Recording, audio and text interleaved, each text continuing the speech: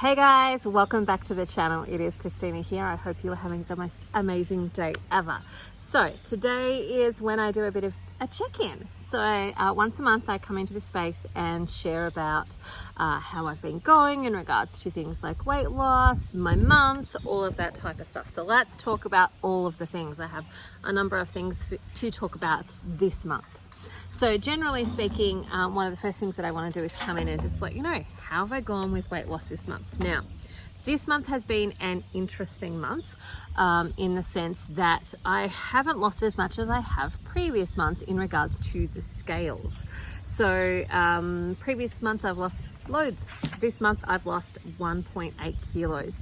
So this is going to be inaccurate because I haven't done the math on it properly, but it's approximately about 4 pounds. So give or take a little bit, it's about 4 pounds for the month. But in Australian or in metric, it is 1.8 kilos. That's what I've lost for this month. Now, this month has been a challenging one for me because of the slowing of the weight loss. Now, it has been a mental game this month because I've been dancing with the same numbers for a period of time where I would go up and then I would go down and then I would go up and where I would go down, and it would be within about a kilo, which is about 2 pounds. Yeah, about 2 pounds. So it would be, you know, a little bit up, a little bit down, a little bit up, a little bit down, but overall it was down 1.8. And so mentally I was going, oh my God, what is happening with my body? And this would have been the month that if you were only measuring the scales, it would have been easy to quit. Now, I personally wouldn't have quit just because I know that I need to keep doing this, even if it's not for weight loss, if it's for just looking after my blood sugar. So,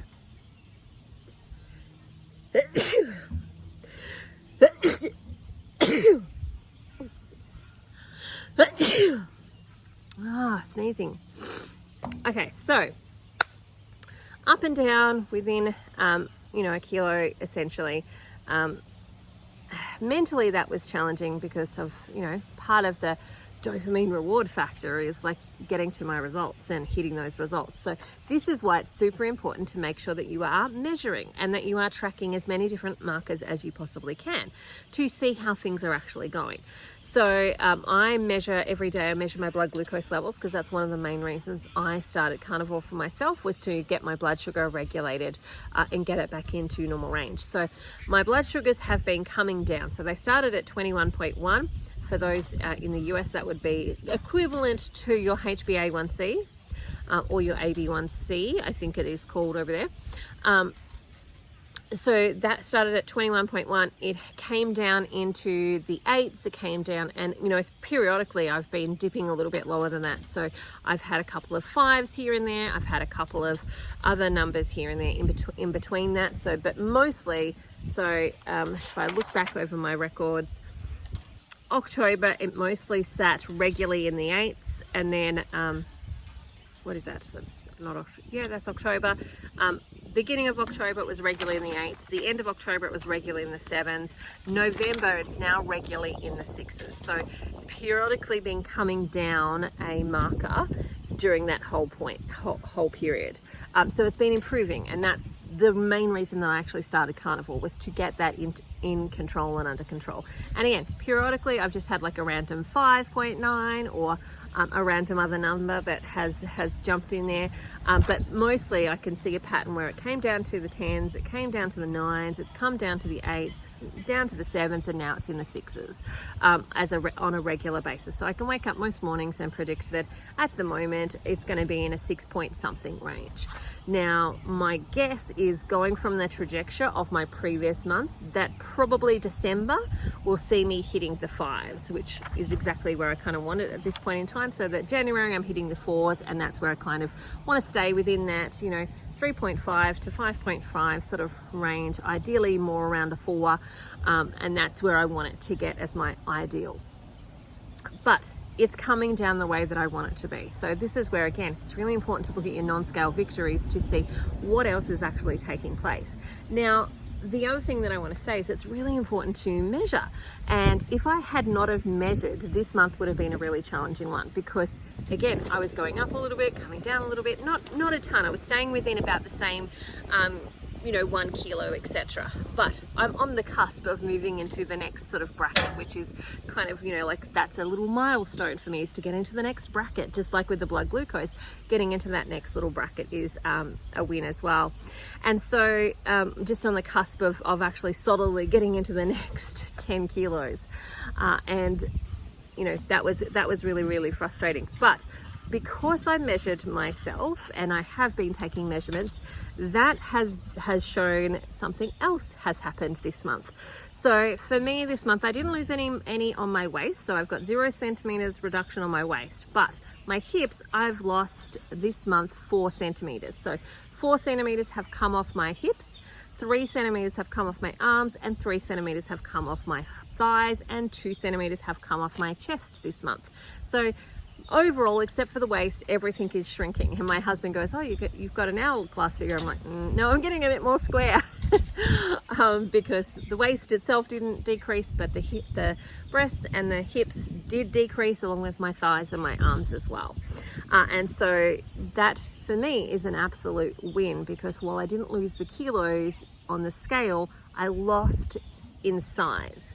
The other thing around that is that what that is actually meaning is that instead of just losing fat this month, I've actually gained some muscle, which is exactly what I want to be doing as well. I want to be getting stronger as I continue on this journey as well. I don't want to become weaker. I want to become stronger and gain more muscle. And so that, not losing a lot on the scales, but losing on the measurement tape, suggests that I've actually lost muscle. I've lost fat, but gained muscle this month, which is exactly what I want to be doing. And I have been, just trying to do a few more things to actually tone up my body a little bit more, especially because one of the things that I have noticed since losing quite a bit around the front of my waist and my gut and so on, is that my back has been hurting a little bit. Now, it's not hurting because I've suddenly got back pain. It's hurting because my body has realigned, like where I carry my weight has actually changed, and therefore my muscles have to realign to that. And one of the things that I was saying to one of my clients in my my Carnivore support group, is that I noticed that I actually been slouching a lot. And this is going to sound totally not great, but it was because I realized that having the extra weight around my middle was kind of propping me up. It was kind of holding me up in the center of my core, so I couldn't actually slouch as much because the weight was there. And now the weight's gone, I'm like, oh, hang on, I need to actually do some core muscle work and actually build my core and actually get stronger stomach muscles and a stronger back muscles, etc.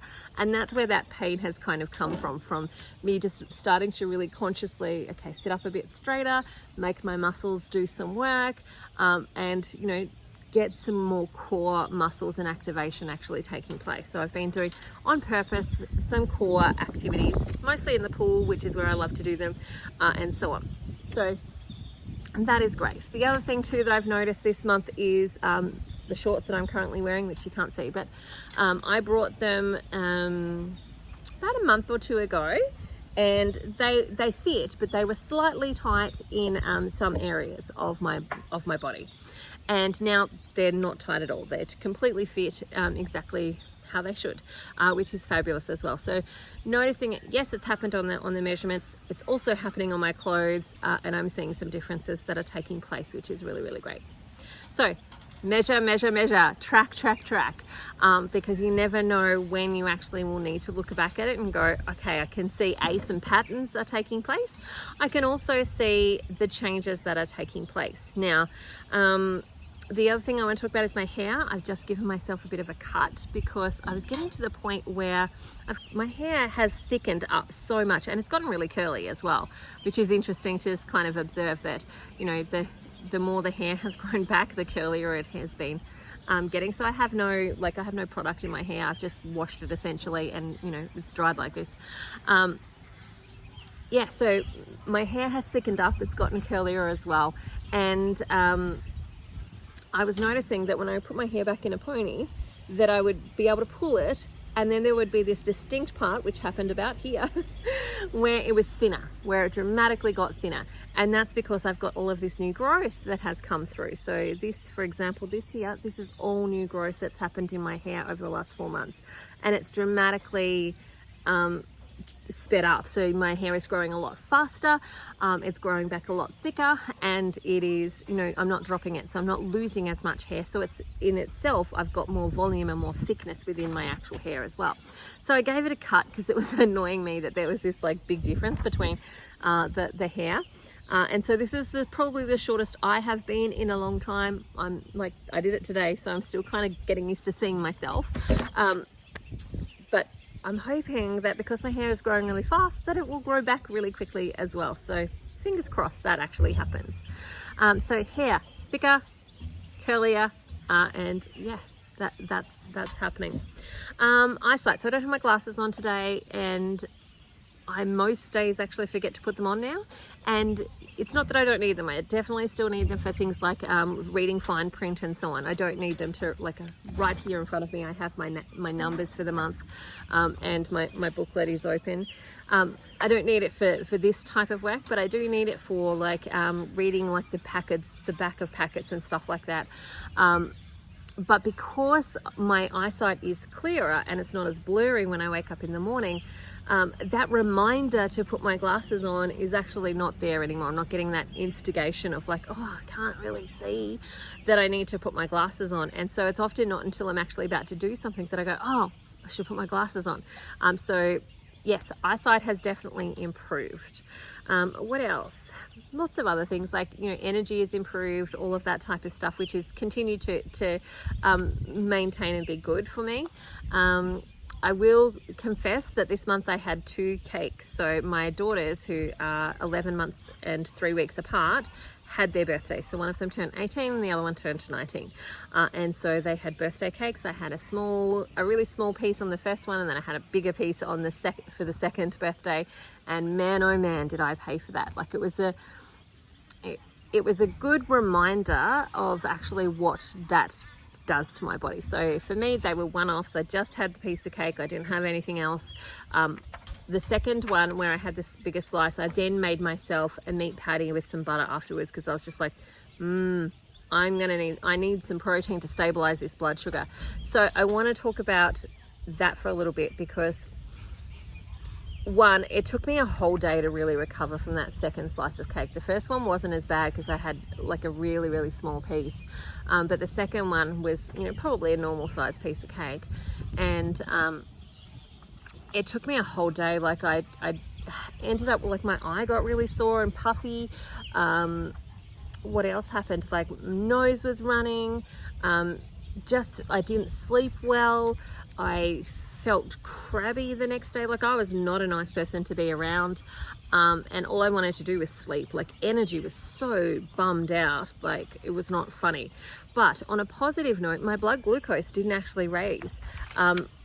It went up slightly. So it went from the day before it was a 6.3, and then it went to a 6.8, and it's bounced back normal. Like, today was, you know, 6.5. So it's recovered really, really well, and it hasn't stayed high. Like, it just went high for that one thing, went back down, which means that my insulin sensitivity is becoming higher and stronger, which is actually good as well. Not that I'm going to keep testing it on cake, but birthdays are done until January now. So and it's my husband's, and then it's mine. So neither of those really require a cake. It's mostly the kids' ones where it's really challenging to say, because they pick out their cake, and it's really challenging to say to them, I don't want any of your cake, especially when it looks delicious, and I do actually want some of the cake. So yeah, that's where I'm at. I will make the decisions about future birthdays when I get to future birthdays. I have made some decisions about Christmas.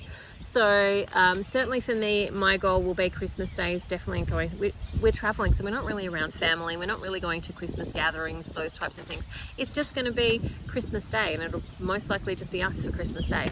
And so our thought process for Christmas Day is that we'll probably go with lots of different meats, and I think like that's probably, you know, one of the things that I think is special about Christmas Day is that like we get to cook all of the meats. So, you know, we're going to do a ham, and we're going to do, you know, a turkey and a duck and some lamb, and, you know, cook all the different meats and have them available with, you know, their some gravy that will be made from like chicken broth and that type of stuff.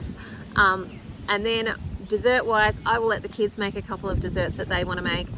For me, I'm going to make a pavlova, but it'll be a keto pavlova. So I may use some alternative sugar sauce for the sweetener, but mostly it's going to be carnivore in the sense that it's egg whites, cream, and then I'm going to use some berries on top. So I might even I've got some egg whites at the moment that I need to use up, so I'm actually just having a toy with not adding any sweetener to these egg whites and seeing what I think about that. I might add a little bit of vanilla and just see what I think, because I might not even need to add an alternative sweetener to it to make it feel like a pavlova, which is kind of the one thing that I actually want on Christmas Day. From, you know, whenever I've gone to family gatherings, it's like the pav, that's my thing. We all have our own thing. So I've made the decision that that's what I'm going to do. I'm going to make a pav, whether it be completely carnivore. It won't be 100% carnivore. It might be ketovore in the sense that there'll be some berries at least there. But whether I add the alternative sugar, I don't know. I'm going to have a play with the egg whites that I've got in the fridge at the moment to use up, and see how they go. So that is my month in the sense of had a couple of birthdays. I have had some cake, which was off plan.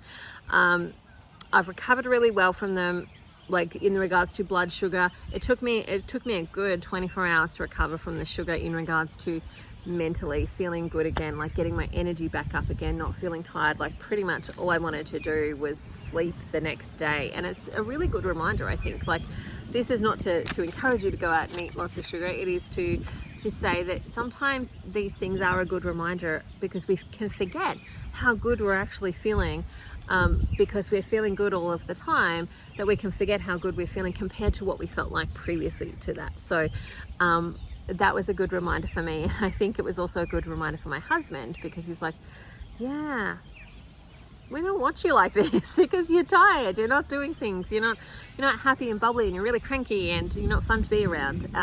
And so I'm like, remember, this is what I'm like on sugar. Let's not feed me sugar. Like, let's help me be sugar-free and continue to be sugar-free. So I think that was a good reminder for me and for him, and moving forward, that's where we're at, moving into Christmas and going on.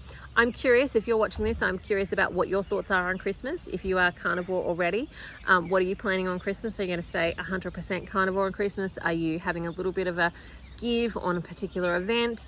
What are your thoughts on those things? What about birthdays? How do you feel about both birthdays? And that's one of the interesting things that I think that I find for myself in carnivore. I also find it when we're doing gaps or any other type of elimination type of program, is the most challenging thing is those special events. Especially grandparents tend to make it a little bit harder, because they're like, oh, they're just kids once, it'll, you know, it's not going to hurt, and one time it's not going to hurt. But I can tell you that I know that, like, what my kids did afterwards, because they're only about 80% carnivore, and on birthdays, you know, I'm just going to let them do what they want to do. I mean, she's an adult anyway, and so this particular child got some cookies. So they baked cookies afterwards. They had the birthday cake, then they baked cookies, and you know, it would have been really easy for me to go, oh, well, I've had the cake, I might as well have some cookies too. And the challenging part was to not go down that spiral, because then the next day I felt really crap, but I was also craving a bit of sugar as well.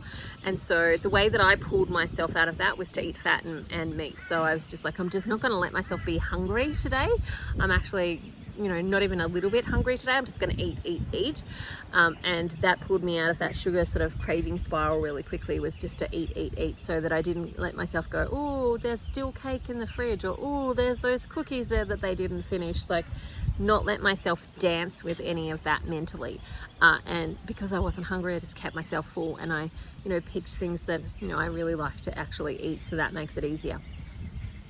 So that's where I'm at in the whole scheme of things for the month. I've dropped 1.8 kilos.